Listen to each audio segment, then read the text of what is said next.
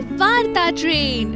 આ ટ્રેન રોજ રોકાય છે નવા સ્ટેશનો પર, તમને મળાવે છે એક નવી વાર્તા સાથે અને કેટલાય નવા પાત્રો સાથે।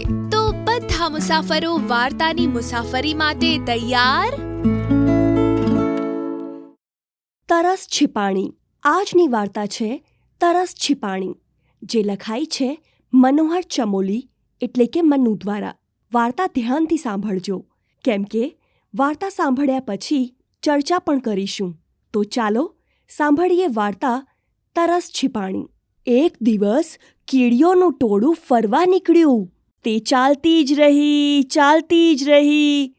ચાલતા ચાલતા સાંજ પડી ગઈ। હવે બધી કીડીઓ એક ઝાડ નીચે બેઠી। તેમને બહુ તરસ લાગી હતી। ઝાડ ઉપર એક કરોળિયો હતો। તેણે કહ્યું, તળાવ ઘણું દૂર છે। એક ધાર્યા ચાલશો તો પણ 3 દિવસ પછી પહોંચશો। હવે શું થશે? કીડીઓ એકબીજાને પૂછવા લાગી। કરોળિયાએ કહ્યું, સવાર સુધી અહીંયા રોકાઈ જાઓ, હું તમારી તરસ छिपाવીશ। બધી કીડીઓ થાકી ગઈ હતી તો સૂઈ ગઈ। સવાર પડી। કરોળિયાની જાળ ઝાકળથી ભરાયેલી હતી। ઝાકળના ટીપાં જાળમાં બાજેલા હતા। કરોળિયાએ કીડીઓને બૂમ પાડી બોલાવી।